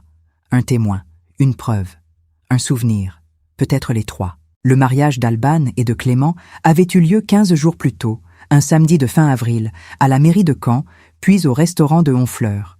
La cérémonie civile avait été simple et émouvante, dans la grande salle de la mairie avec ses dorures républicaines et son drapeau tricolore, et le maire adjoint qui lisait les articles du Code civil sur le mariage avec une conviction sincère, malgré les centaines de fois qu'il devait les avoir lus. Alban portait une robe ivoire, simple, avec une petite veste en soie crème par-dessus. Elle était belle de cette beauté qui ne cherche pas à convaincre, parce qu'elle n'en a pas besoin. Clément la regardait d'une façon que j'ai reconnue parce que c'est la façon dont Arsène me regardait. Une façon de regarder qui dit « je suis là, je t'ai choisi, et je suis en paix avec ce choix ». J'étais assis au premier rang, à ma place. Personne ne l'avait discuté. Personne n'avait eu besoin de discuter quoi que ce soit. Élisabeth était à ma droite. Nous nous étions retrouvés depuis le Noivado de septembre, 2 fois pour des occasions de famille et 1 fois pour un déjeuner que nous avions organisé nous-mêmes, juste les 2, dans une brasserie du centre de Caen, un jeudi de mars. Nous n'étions pas devenus amis dans le sens des confidences et des habitudes partagées depuis toujours. Nous étions devenus autre chose, peut-être plus précis. 2 femmes qui se respectent, qui comprennent leur position réciproque dans cette histoire familiale et qui ont décidé d'habiter ces positions avec bonne foi. C'est une forme de relation que j'estime beaucoup. Elle ne demande pas de l'amour, elle demande de la considération. Et la considération, contrairement à l'amour, se choisit pleinement chaque jour. À Honfleur, la table ronde près de la fenêtre du fond donnait exactement l'angle sur le bassin que j'avais prévu. Les bateaux se balançaient doucement dans la lumière de fin de journée. Le repas était excellent. Des huîtres de Normandie en entrée, une sole meunière de premier choix, un fromage de la région avec du pain de seigle et un dessert aux fraises que le chef avait présenté avec une petite fierté justifiée. Le calvados de fin de repas était le même millésime que Clément avait apporté rue Saint-Sauveur en septembre, 18 ans d'âge, et il avait dit en le versant que c'était une façon de lier les deux soirées. J'avais aimé ce geste. Il avait de la mémoire, Clément. Et la mémoire, chez un homme qui entre dans une famille, est une qualité qu'on n'apprécie pas toujours assez. Odile était là, naturellement. Elle avait mis sa plus belle veste, un bordeaux très profond, et elle avait les yeux brillants pendant la cérémonie et les yeux tranquilles pendant le repas, ce qui est exactement le bon ordre des choses. Laurent était venu de Rennes avec sa femme Marie-France et leurs 2 fils adolescents qui avaient mangé avec l'appétit tranquille et concentré des jeunes gens qui ne sont pas encore assez vieux pour prétendre qu'ils n'ont pas faim. J'avais été heureuse de les avoir là, tous, autour de cette table ronde à Honfleur avec le bassin derrière la fenêtre et la lumière d'avril sur les façades de pierre. Et Alban, ma fille, le jour de son mariage, assise à ma droite à la table que nous avions choisie ensemble, qui me regardait avec ses yeux de 46 ans qui portaient quelque chose de nouveau dedans, quelque chose qu'il m'avait fallu du temps pour nommer et que je pouvais nommer maintenant, de la reconnaissance. Pas la reconnaissance de quelqu'un qui dit merci parce que c'est poli, la reconnaissance de quelqu'un qui a compris quelque chose d'important et qui en porte la conscience dans le regard. Cette reconnaissance-là ne se décrète pas. Elle vient ou elle ne vient pas. Et quand elle vient, on la reconnaît parce qu'elle ressemble à quelque chose qu'on attendait sans savoir qu'on attendait. Si vous êtes encore avec moi, je voudrais marquer une pause ici. Parce que cette partie de l'histoire, le mariage d'Alban à Honfleur avec le bassin derrière la fenêtre et le calvados de 18 ans et Odile en bordeaux profond, cette partie-là me remplit de quelque chose que je n'arrive pas toujours à nommer, sans avoir les yeux qui brûlent un peu. Et je voudrais vous demander quelque chose de personnel. Est-ce qu'il y a dans votre vie un moment où vous avez attendu d'être vu vraiment et où cette reconnaissance est finalement arrivée? Un moment où quelqu'un que vous aimiez a compris ce que vous aviez fait ou donné ou été, et vous l'a dit ou vous l'a montré d'une façon qui comptait vraiment? Écrivez-le moi dans les commentaires. Un seul mot suffit si vous n'avez pas envie de développer. Parce que ces moments-là méritent d'être nommés. Ils méritent d'exister dans la lumière. Et si cette histoire vous touche à cet endroit précis, ce lieu dans la poitrine où les choses vraies atterrissent, appuyez sur ce pouce en l'air. Abonnez-vous si vous ne l'avez pas encore fait. Il y a une nouvelle histoire ici chaque jour. Et partagez cette histoire avec quelqu'un qui a besoin d'entendre qu'on peut attendre d'être vu et finalement l'être. Les mois entre le noivado et le mariage n'avaient pas été que de la lumière. Il y avait eu des moments difficiles dont je veux vous parler, parce que je ne veux pas vous raconter une histoire trop belle qui ne ressemble pas à la vie réelle. La vraie vie a des textures plus rugueuses que les histoires bien finies, et c'est précisément cette rugosité qui lui donne sa valeur. Il y avait eu, en novembre, une conversation téléphonique avec Alban, qui avait mal commencé et qui avait mal fini.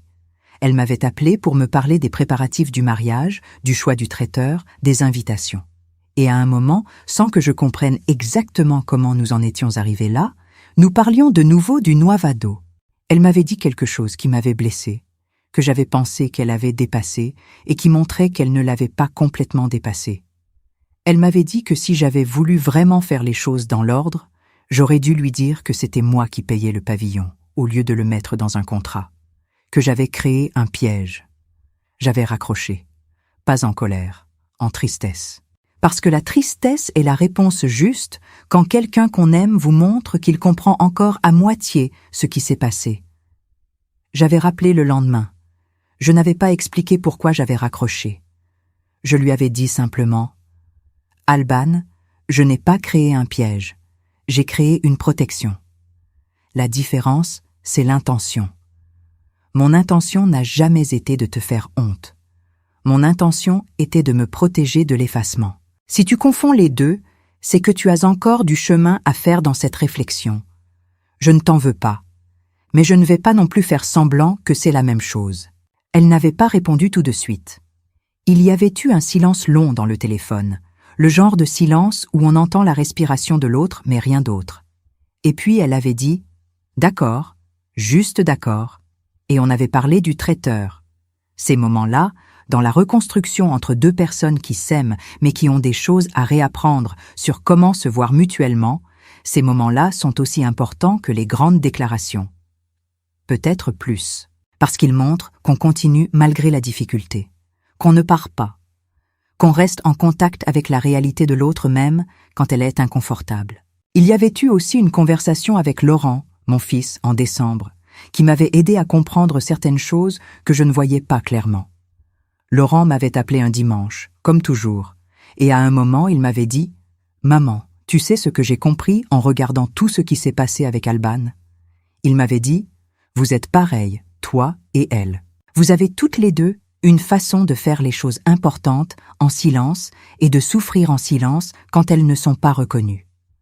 La différence, c'est que toi tu as souffert silencieusement pendant des années et qu'un soir de septembre, tu as décidé que tu n'allais plus souffrir en silence. Et Alban, elle a souffert silencieusement de la peur de ne pas être à la hauteur, et elle a choisi la mauvaise façon de gérer cette peur. Vous avez besoin toutes les deux de la même chose, de vous voir vraiment l'une l'autre. Je n'avais rien répondu pendant un moment. Et puis j'avais dit « Laurent, comment tu es devenu aussi sage ?»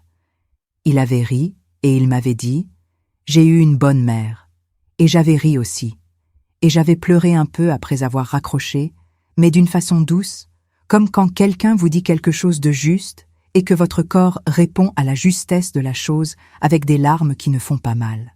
Ma relation avec Elisabeth avait évolué différemment de ce que j'aurais prévu en septembre.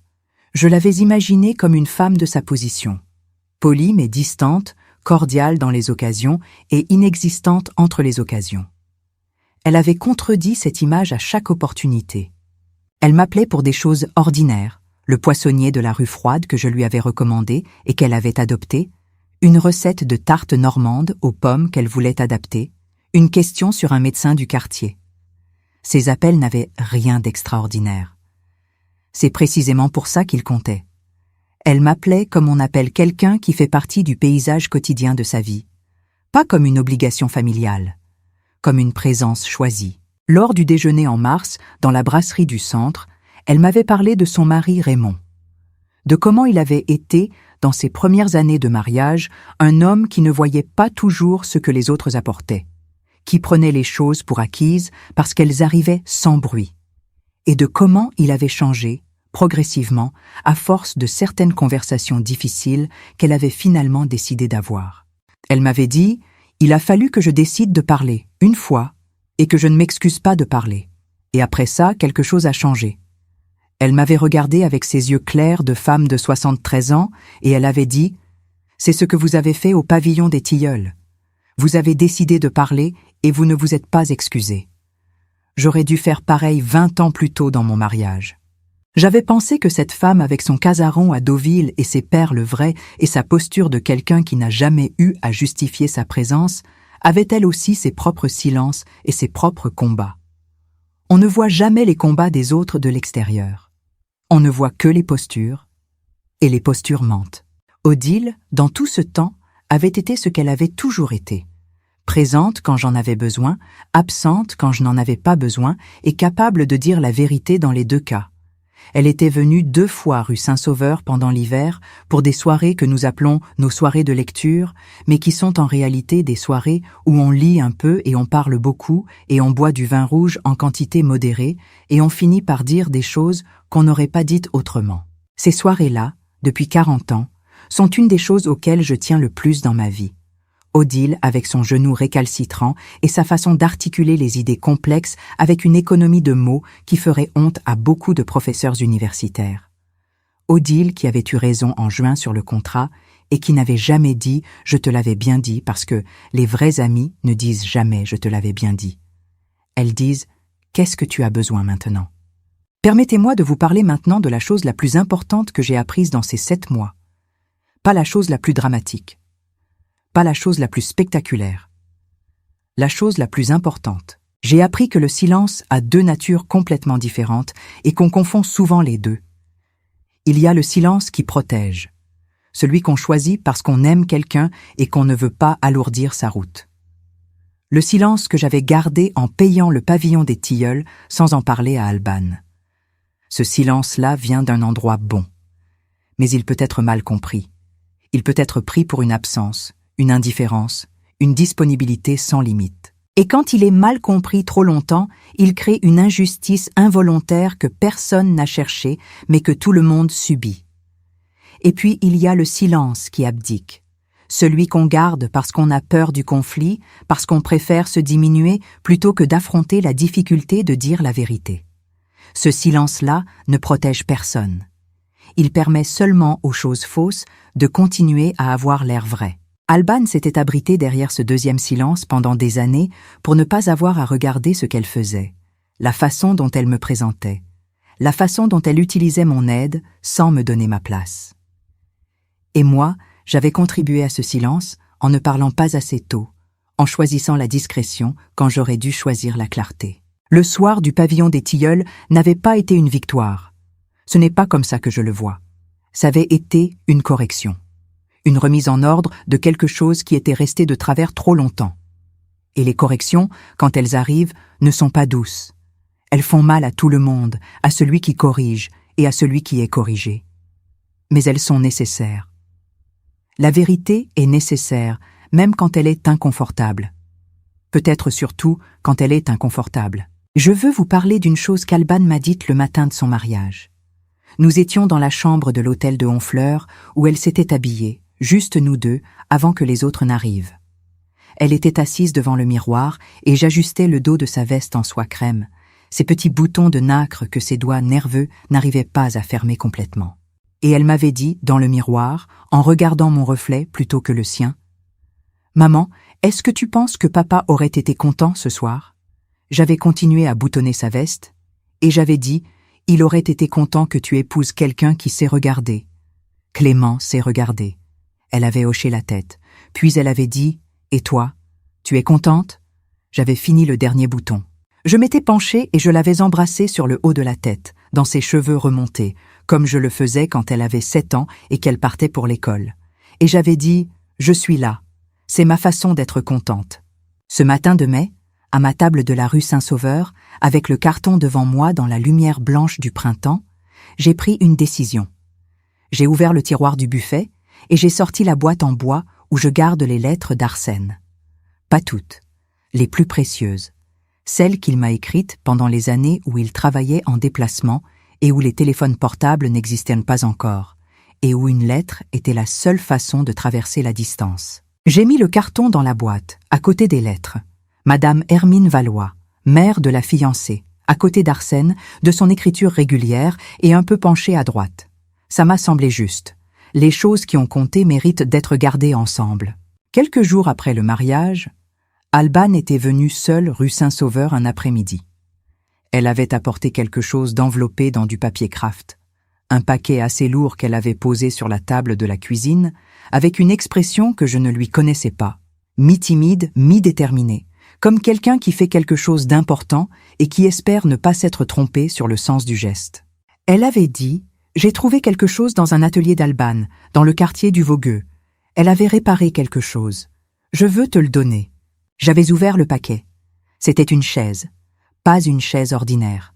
Une chaise ancienne, avec une structure en bois de hêtre et un siège rembourré de velours lit de vin, du même ton que ma robe bordeaux. Elle avait été restaurée avec soin. Le bois avait été poncé, reciré. Les pieds avaient été renforcés. Le velours du siège était neuf mais dans une couleur ancienne, profonde, qui avait l'air d'avoir toujours été là. Elle était belle. Elle était simple et belle avec ce caractère propre aux objets qui ont été faits pour durer. Alban m'avait dit « Je sais qu'on ne rend pas une place avec un meuble. Tu me l'as dit toi-même. Mais j'avais besoin de faire quelque chose de concret, quelque chose qui reste. » Elle avait regardé la chaise. Elle avait dit « J'ai pensé que tu pourrais la mettre là où tu veux. dans la salle à manger, dans le couloir, n'importe où. Le tout, c'est qu'elle soit à toi.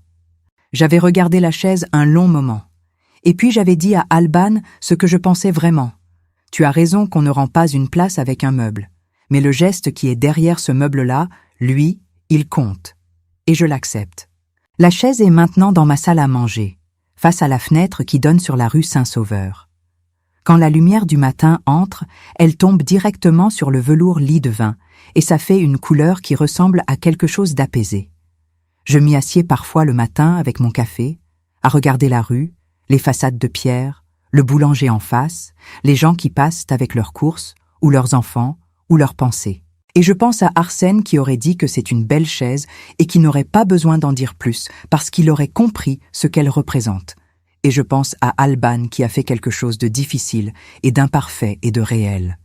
Et je pense à cette nuit de septembre où j'ai tenu un carton plié dans mes mains dans le hall d'un établissement de Caen et où j'ai demandé qu'on dise la vérité. Avant de vous dire les dernières choses que j'ai à vous dire ce soir, je veux vous poser une question qui me tient à cœur depuis le début de cette histoire. Y a-t-il dans votre vie quelqu'un pour qui vous faites des choses en silence depuis longtemps?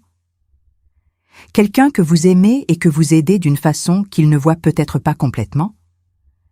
Est-ce que vous lui avez dit? Est-ce que vous avez dit, pas pour vous plaindre, pas pour réclamer, mais simplement pour que la réalité soit nommée, parce que la réalité non nommée s'accumule, elle ne disparaît pas. Elle se dépose, couche par couche, et elle finit par peser d'un poids que personne n'avait voulu et que tout le monde subit. Nommer les choses, c'est leur donner leur juste dimension. Pas plus, pas moins. Et cette juste dimension protège tout le monde, celui qui parle et celui qui écoute. Je voudrais aussi vous parler de ce que cette histoire m'a appris sur les mères et les filles, parce que c'est un sujet qui me tient particulièrement à cœur depuis 78 ans que je vis et 46 ans que j'ai une fille. La relation entre une mère et sa fille est une des plus complexes qui existent. Elle commence dans une fusion totale, ce bébé qui n'est pas encore séparé de vous, qui respire avec vous, qui dépend de vous pour chaque chose, et elle doit progressivement devenir une relation entre deux personnes indépendantes qui se choisissent librement.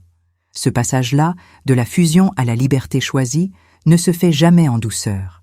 Il se fait avec des frictions, des malentendus. Des moments où la fille veut s'éloigner pour exister pleinement et où la mère ressent cet éloignement comme un abandon. Des moments où la mère veut protéger et où la fille ressent cette protection comme une emprise. Ces tensions-là ne sont pas des pathologies, ce sont les douleurs normales d'une relation qui cherche sa forme définitive. Ce qui peut faire dérailler cette recherche, c'est la honte. La honte que certaines filles portent de leur origine quand elles accèdent à des mondes différents de celui d'où elles viennent. Cette honte n'est pas de la malveillance. Elle vient de la peur d'être jugée, la peur de ne pas être à la hauteur, la peur que le monde dans lequel on entre maintenant voit trop clairement d'où on vient et décide que c'est insuffisant. Et dans cette peur, certaines filles font ce qu'Alban a fait. Elles essaient de tenir séparés les deux mondes, de ne pas laisser voir leur mère trop près d'eux, de présenter leur origine comme quelque chose de marginal, de périphérique, de gentiment secondaire. Ce n'est pas de la méchanceté, c'est de la peur habillée en comportement social. Et la peur, quand elle n'est pas nommée et regardée en face, devient une habitude. Et les habitudes, elles, peuvent blesser durablement. Ce que j'aurais voulu dire à Alban depuis longtemps et que j'ai dit finalement en partie dans cette cuisine de mai avec les pains au chocolat et la cafetière d'Arsène, ta mère n'est pas un handicap. Ta mère est une origine. Et les origines ne sont pas des choses dont on se libère. Ce sont des choses dont on hérite et qu'on porte, et la façon dont on les porte dit quelque chose d'essentiel sur ce qu'on est vraiment. La pierre de Caen que j'ai dans les murs de mon appartement n'est pas moins noble que le calcaire de Deauville. Elle est différente, et cette différence n'est pas une hiérarchie, c'est une géographie. Et la géographie d'où on vient fait partie de qui on est, qu'on le veuille ou non, qu'on le montre ou non. Je veux aussi vous parler de quelque chose que j'ai compris sur moi-même dans ce processus, parce que je ne veux pas vous donner l'impression que j'ai été parfaite dans cette histoire. Je ne l'ai pas été. J'avais gardé un silence qui avait duré trop longtemps. J'avais choisi de ne pas nommer ma contribution financière au pavillon parce que je voulais qu'Alban brille sans ombre. Mais, ce faisant, j'avais aussi permis à une situation injuste de s'installer et de durer. Odile me l'avait dit. Elle m'avait dit de protéger ma place. Et j'avais mis du temps à l'écouter parce que quelque chose en moi croyait encore que l'amour maternel devait être sans condition et sans frontières. Qu'une bonne mère donne sans compter et sans jamais demander de reconnaissance. Mais j'ai appris, ce soir de septembre et dans les mois qui ont suivi, que cela n'est pas tout à fait vrai. L'amour sans limite peut ressembler à de la générosité et se comporter comme un effacement. Si je n'existe pas dans ma propre vie, si je n'ai pas de place à ma propre table, si je fais des choses importantes en silence et en n'attends aucune reconnaissance, alors je n'apprends pas à ma fille à voir les gens qui l'aiment. Je lui apprends que l'amour est invisible et ne demande rien. Et ça, ce n'est pas la vérité. L'amour mérite d'être vu.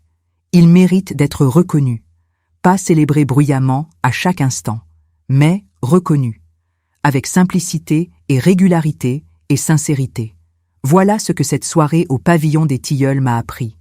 Et voilà ce que je veux vous laisser ce soir. Si vous êtes encore là, jusqu'à ces mots, je veux que vous sachiez quelque chose.